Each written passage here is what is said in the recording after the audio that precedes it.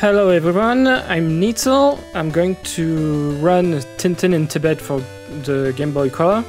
So I'm going to run the hard 90% category, and we're going to start in 5, 4, 3, 2, 1, go! So first level, it's actually not part of Tintin in Tibet, it's part of Tintin and the Blue Lotus, and it's mostly a flashback that is there to set up the main character that we have to rescue in the game, which is Cheng, which is a character Tintin met in Tintin and the Blue Lotus. So if you played the console version of Tintin in Tibet, you'll see a lot of similarities. The big thing is that this version is actually way better. It's like a lot of the really frustrating aspect from the console version have been removed. Like for instance, this swimming level. In the console version, these whirlwind just appear out of nowhere in front of you, and there's a lot of die and retry throughout the game. It's like also you get passwords like more often. And it's all around a way better experience. It's like the obstacles are clearer, and there are a lot less unexpected obstacles in the way. So unfortunately I took a damage earlier, which is not great. Because your damage, you don't recover health in between levels. In this level, I'm supposed to get different pieces of information. The first one is from the TV. I'm supposed to learn that a plane crashed in Nepal. Then to the reception, I learned that a letter has arrived, and I'm supposed to get it from Captain Haddock, who took it. The thing is that the location of the letter is randomized, and you can, well, there's a bit of RNG in this game, and you can lose a lot of time due to RNG. Just in this level alone, you can lose up to 10 seconds. Also, I'm really hopeful that I'm not being sent to the restaurant, because the restaurant got waiters, and the waiters, well, the fastest way to go through them is to jump over them, but you only have a few pixels to do that jump. You're supposed to duck below them. And yeah, okay, I got the room right. I wasn't sure. Go. So next level. So the thing is that here we learned that actually in that letter Cheng told us that he was coming to visit us, and yeah, he was in that plane that crashed, and apparently there's no survivor. But Tintin has a dream, and he's like, oh, actually I think he's alive, so I'll go check it out. And so right now I'm looking for a Sherpa to bring me to that to the plane crash site. The big problem with what happened earlier with the waiters is that I lost a little bit more health, and usually, well, these guys with the wood planks, you can't jump over them. You're supposed to damage boost them, but since I lost already a lot of health, I'll just duck and wait, which is a little bit of time lost there, but it's alright, it's not too bad. One of the big things in Tintin's game is that everything is up to kill you. A story about that from an interview I read from the developer is that actually Moulin-Sarr, the company that owns Tintin, didn't want Tintin to be able to attack anyone in the game. It's like he has to be on a defensive stance all the time. So as a result, there's really no fighting. It's all about exploration and puzzle and all that. Also, a big thing about Moulin-Sarr is that at first, apparently the first idea when Infogram came to them about making a game, they wanted to make a game about Snowy. So Infogram said no. But it would have been interesting to get at least a couple of levels with, well, at least one level with Snowy. So next level, I'm going to take a death on purpose right away. So we find a guide. We're moving towards the crash site. I take a death on purpose because, again, we're going to do a lot of damage boosting. Oops, that's pretty bad. Hopefully I don't mess up this upcoming trick. So here I duck down, which makes the... Yeah, I messed that up, so I have to take a death right here.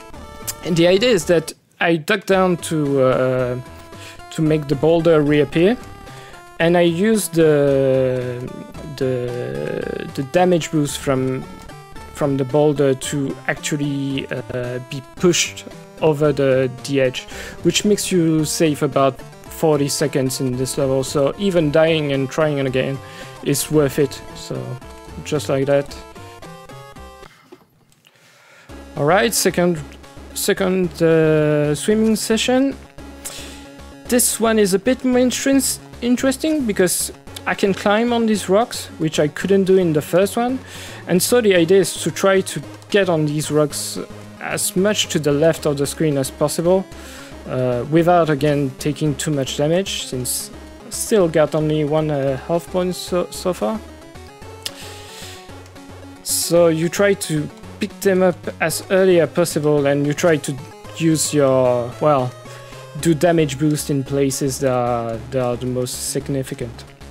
Also, you can see these pieces of wood in the water. If I don't climb above them, jump above them, Tintin gets stuck and just dies when the screen scrolls. Alright, it seems that we are doing pretty well on this one. Okay, going to damage boost through that we're in. Messed that up a little bit, that's alright. Damage boost, didn't need to damage boost there, so that's fine. And here you go, we rescued Snowy. So, something that I like about licensed games is how they try to create levels and all that based on anything they can find. So like this section is just a single panel in the comics, but here it's a full-fledged level. So again, if you played the console version, this level is really awful on the console version. It's like the collision is really bad. Here they simplified it a lot and it makes it way more enjoyable. So when I'm running, actually I can control my speed, so I'm trying to be at full speed all the time. And there's only like in these situations when the rock comes down that I just slow down while jumping, just to get it past behind me. So coming up next will be the first ice level of the game. I mean, sliding mechanics with ice is always a joy to go through.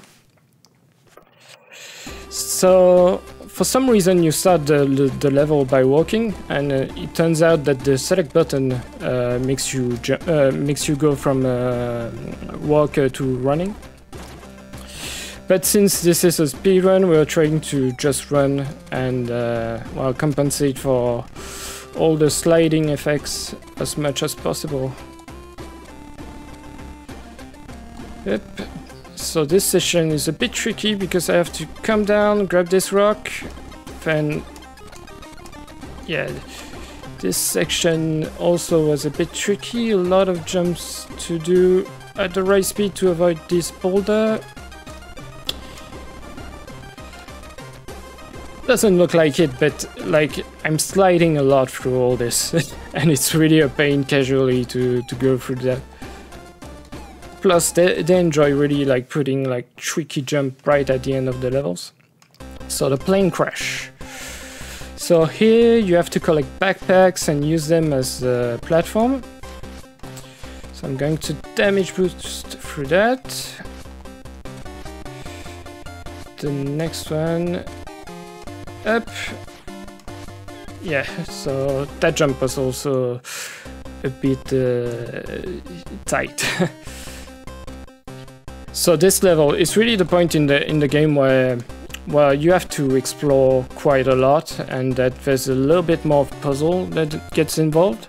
Like really the goal of this level is to find how to create platforms to reach sections that you couldn't reach normally, and create yourself a path towards the end, which is actually quite fun casually to work out. Also, something in this game is that it has fall damage, so if I fall from too high, I just die right away. And here we go, the sliding. It's really terrible in this game. So I drop this back here, come back down, then go all the way up.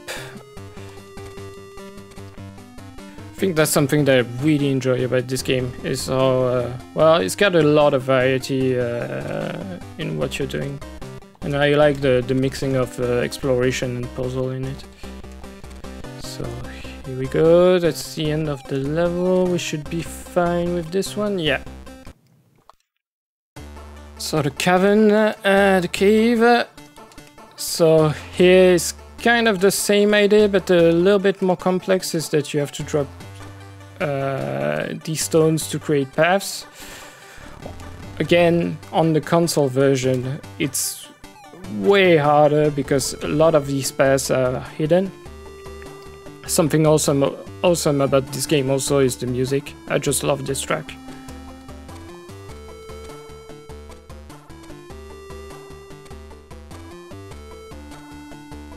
So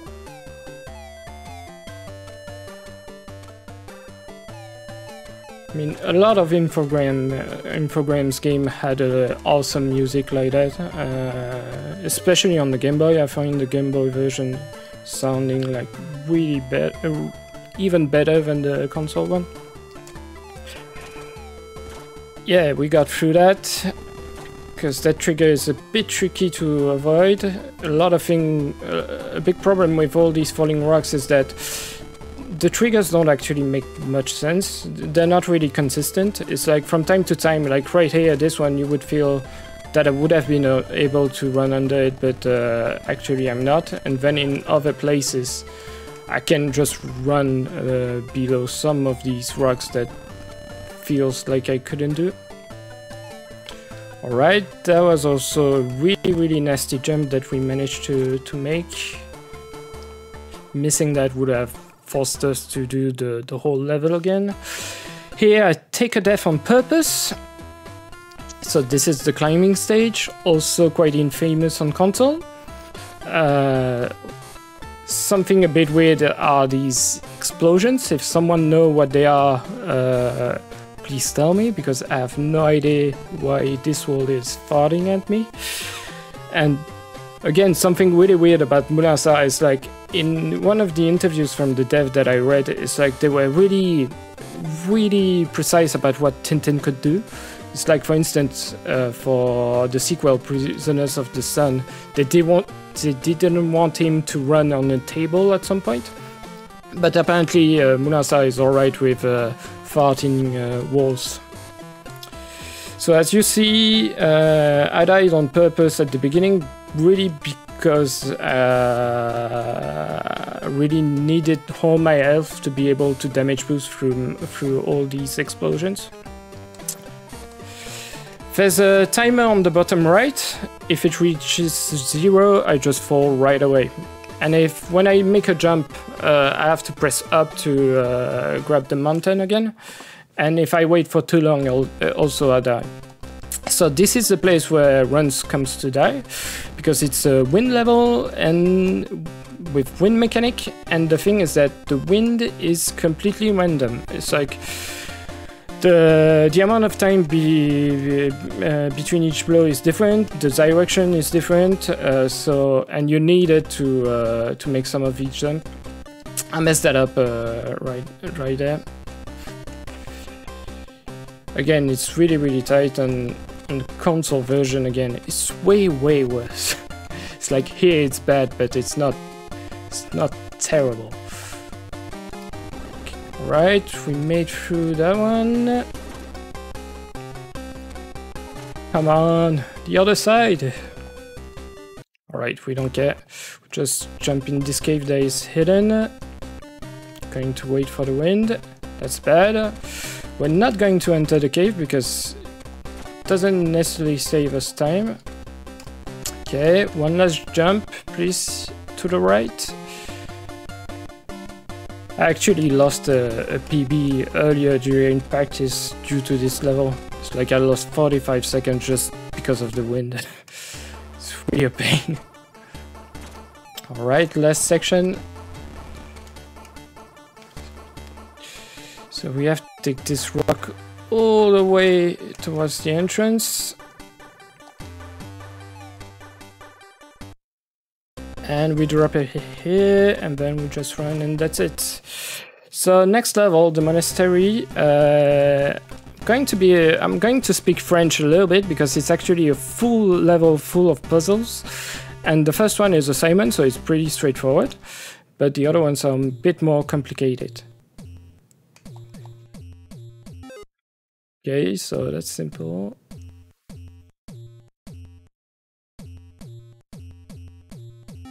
All right.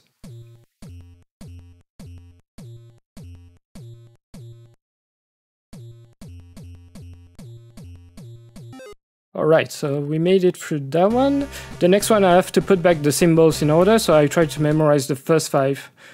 Étoile rouge, E, croix, pique. Étoile rouge, étoile rouge, E, croix, pique. Here we go. Pique rouge, croix, étoile E, pique rouge, croix, étoile E, pique rouge, croix, étoile E, rouge plus croix, étoile rond, rouge plus croix, étoile rond, rouge plus croix, étoile et rond. Here we go. So you learn a few words in French. So next puzzle, you have to put back the books on the respective shelves. Okay. All this is randomized, so you can't memorize it. You have to just do it as it comes. Let's do this. Alright, that's good.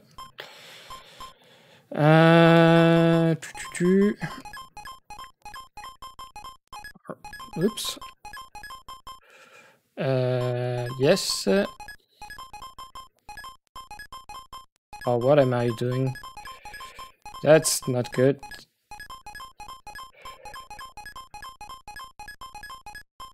Oh no, that's really bad. Yeah, I messed that up. I really messed that up.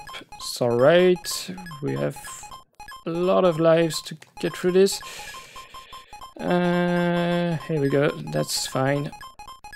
So yeah, it's completely random. It has happened that they only asked me to move 2 books, which took like 3 seconds. And sometimes it's a bit more complicated. Here the bells are randomized, the notes as well, and I have to replicate it. 2, 3, 2, 4, 2, 1, 2, 5, 2, 5, 3, 2, 5, 1, 1, 2, 3, 4, 5, 4, 3. Okay. Yeah, this one seems easier. Oh, 1, 2, 1, 2, 5, 1, 2, 5, 3, 3, 4, 4, 5, 1, 2. Okay, last one.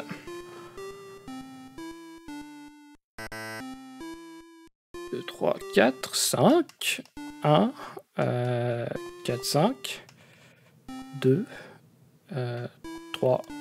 Wow, that one was easy. In the console version, again, it's super awful because you get like a global timer on in each level you have a timer, and if the timer runs out, you have to do the level all over again, and all the puzzles are just related to one single timer. So last level, the Yeti's cavern. If the shadow of the Yeti touches me, I die. So I have to avoid that at all costs, and it's one of these sections where sometimes you can run below the rocks and sometimes you can't. So this is the last level, so time will be coming up once I reach Cheng and the screen goes to white. Alright, we're doing quite well. Oops. And here we go. So that's time. So we rescue Cheng. Everything's fine. Everything is awesome.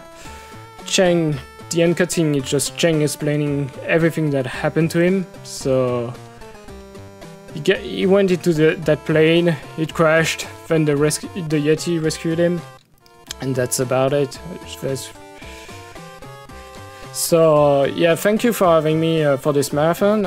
It's my first marathon ever. I only started speedrunning at the end of last year due to the lockdown mostly, so it's really nice for me to be here and show this game, which is, well, I didn't play this version of the game as a kid, but I played the other one. It's really special to me, so yeah, thanks a lot.